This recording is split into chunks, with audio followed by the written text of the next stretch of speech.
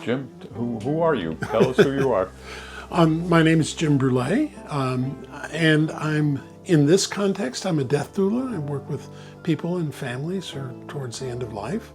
I'm also a transformational storyteller, so I work with stories as a vehicle for healing. Tell us what a death doula actually does. A death doula is someone who accompanies a person as they're reaching the end of their life, who works with the family or caregivers before, during, and after the person dies, and also someone who helps people who are ready to struggle with their own mortality, maybe not in the face of any particular imminent demise, but have said, gee, this is something I ought to struggle with. So I do all of those things. So when I was preparing to meet you, I was thinking, well, there are probably kind of two broad categories of people you work with. People like me who are thinking, oh, well, you know, maybe I'm going to die someday. It could happen. It's possible that I might die someday. But have no diagnosis and no more or less endpoint in sight. And people who are more quickly approaching with some kind of endpoint. Yes. Is that? That's pretty much the case, yeah. I have a number of clients who are in that first group who have said, gee, maybe it's time I start thinking about this. They might have had someone close to them die, or they just might be in that frame of mind. So that's some really good work to be able to do. It's odd that we're doing this because 2 weeks ago, a high school buddy of mine, really close friend, died unexpectedly. And so it's on my mind. Sure. And it's, people around you start to die and you start to think, well, wait a minute, this is actually going to happen, Yes. And what do you do with people like me? How do you approach working with somebody like me? Well, the first thing I do is listen, because if somebody comes to me, that means they're not just meeting me on the street, they're coming for a reason. So I try and understand what it is that has brought them to this. In general, people in this culture are terrified of death. And so a lot of it is just kind of acclimating them to the notion that they are mortal, and that there are ways of living that actually, by appreciating the fact that you're mortal, your life becomes much brighter. How do you work with people who are closer to death? Well, the first thing to say is it's a lot like being a birth doula, being a death doula. People are transitioning from one state to another. Their families are. And most of what they're facing is fear and ignorance. So there's a lot of education that goes on. What does my body go through as I die? What happens to my mind? What forms do I need to sign? How do I protect myself? How do I help my family? The will. The will. Now, I'm not a lawyer. I don't do anything legal in that sense, but I can point them in the direction of resources that they might need if they're not complete in that work. So it's a lot of education. But then it's also, how do I manage my fears and my family's fears as I'm going through this? So there's a lot of grief, kind of pre-grief work, as well as after the person passes, working with the family. So you get the regulatory legal stuff out of the way, and then you can focus on the emotional aspects of dying. Except they're interwoven. So for example, people will say, I want to have someone be my healthcare proxy. And there's a form to fill out. But all that does is it gives a person the ability to speak for you. Well, if they don't know what you want, they can't really speak for you. So a lot of it is eliciting from them, what is it that you want? And how can we help this person understand what you want? Because you can't predict everything. So these things are opportunities for people to have a conversation with you and with them. Absolutely. And with the other people in their lives about what do they want to happen and how things are going to happen and what they want after they pass. Jim, one of the things that's so remarkable about you is your easy laugh. Does humor play a role in your work? Oh, it has to. It's part of who I am. It's part of how I work with folks. Sometimes people get really stuck on something, and I find a bit of humor, even a bit of absurdity, is something that'll just help them get unstuck and move forward. So yeah, it's part of everything. There's an old Jewish kind of midrash, the story that says, the way you should be walking around in life is with a note in each pocket.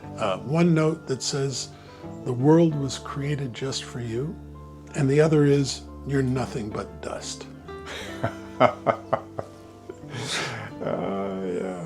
So a little bit of the absurd there. I get that. Does storytelling, do people tell the story of their life to you, or how does that work? Well, first of all, stories are part of who we are. Yeah. And so story, and especially for me as a storyteller, that enters into it directly. Sometimes it's stories I tell that might be folklore or something like that, which are ways of letting people open up without having to speak directly about what they're worried about. So you're telling a story somehow brushes up against death in some way. Yes. I also have techniques for people to start to tell their own story in short anecdotes that can be then told to their family or to their community as a way of living on. So that's another kind of storytelling that I'm engaged with. Tell me, say that again. I'm sorry, I didn't quite get that. So I call it legacy storytelling. It's a way of people recognizing what's really important to them and telling little anecdotes about moments in their lives where that was obvious. And those are short enough that someone else can repeat them. And so if I tell you my story and you tell it to someone else, well, then I'm kind of living on in that story. And so that's a very powerful thing that I do as well. So you work with people to sort of figure out what do they want to tell other people that people will remember. Yes. Not the thing in the obituary. It's not the eulogy. Honestly, that's not very useful. It's a great document to have, but it doesn't tell you who you are. You want the story that people tell at the wake. That's right. where people remember when he did this, or remember when he did that. Or, that's right. That's right. In fact, I'll just say, I work a lot with the indigenous world, and the Lakota have a notion of who is a person, and the word they have is nog, which means a swarm. A swarm. A swarm, and a person is a swarm of stories. They're the stories we tell ourselves, they're the stories we tell to others, they're the stories we listen to, and they're the stories that are told about us when we're not there. And that's who we are. And so I try and contribute to that nog to help people expand their self. That's a great, I love that, a swarm of stories. Yeah. I'm imagining that you might work quite a bit with people who are dying alone. Yes. They don't have a family. They don't have a family. They may have very few support services. And so helping them identify either a community or an agency that can help them through is part of what I do as well. What kind of agencies are there that help out people with dying? Well, here in Syracuse, there's hospice, which is a wonderful organization that is completely under-resourced. So they don't have they can't do a whole lot for people. They do what they can.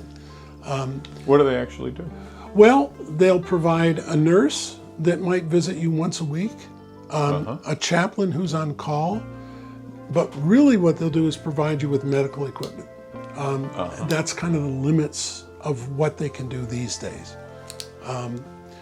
There's Francis House, which is a wonderful end-of-life home. It's called an Omega home. It's your last home. And that's the place where you go to spend the last weeks of your life.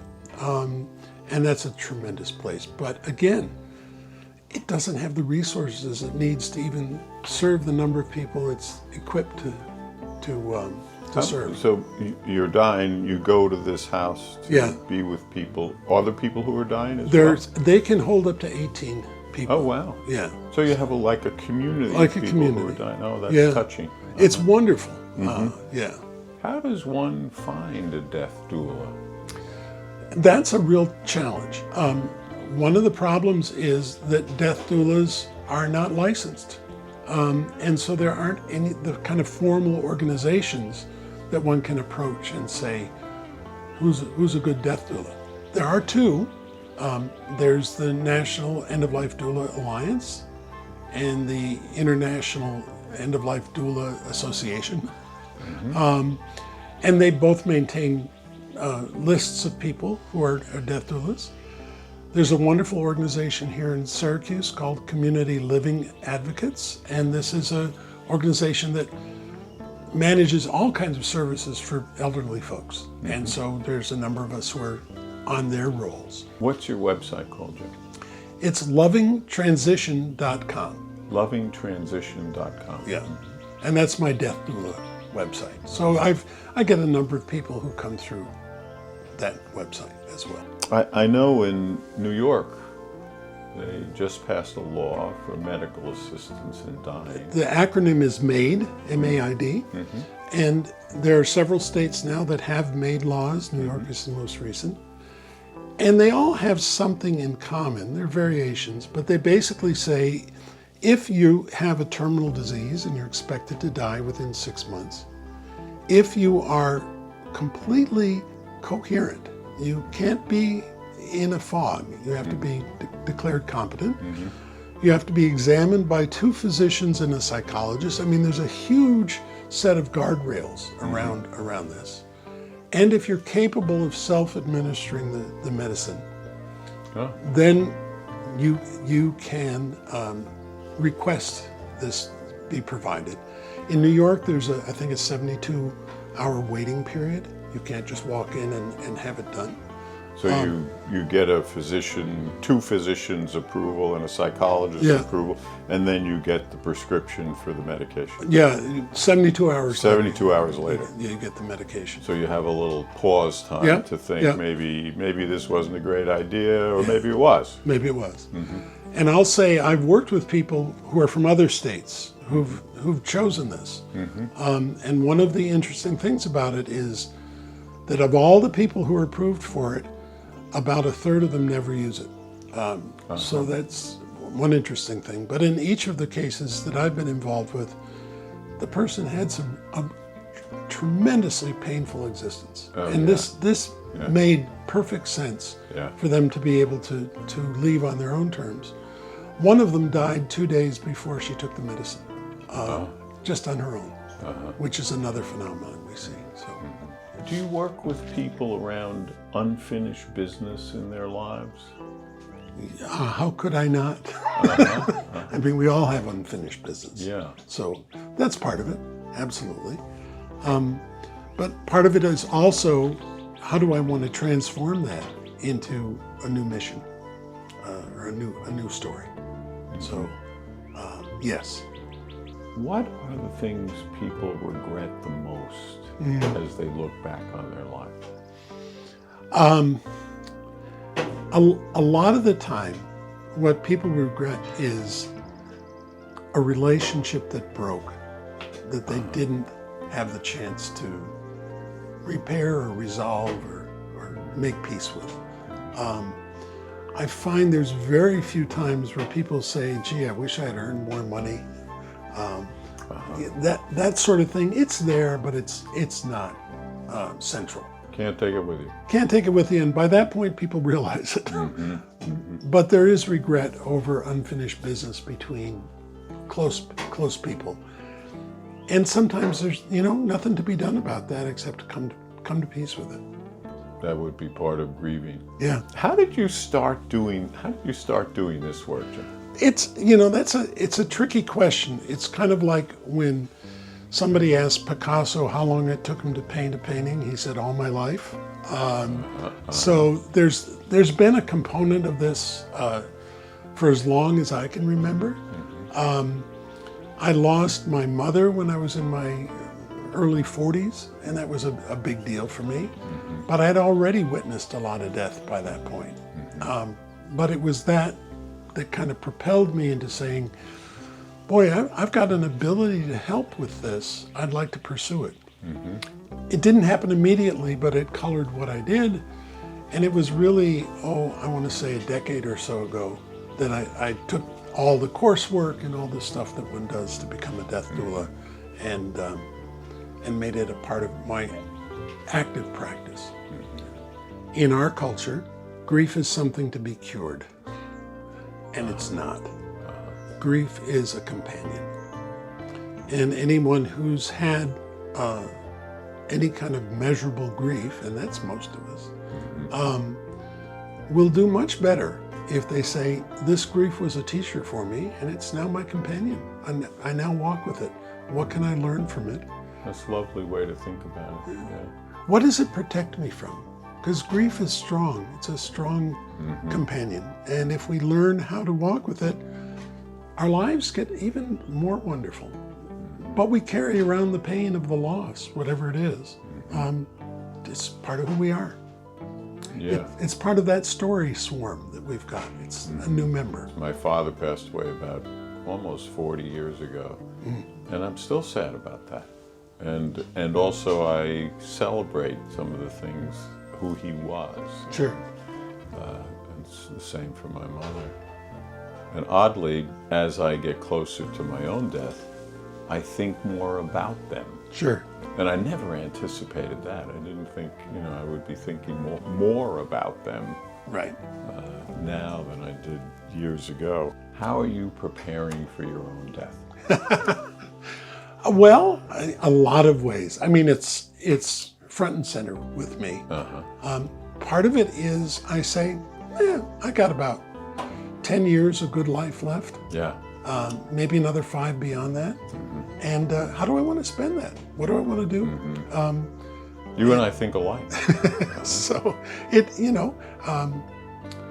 I'm about to leave for Morocco for 10 days of storytelling in the Atlas Mountains.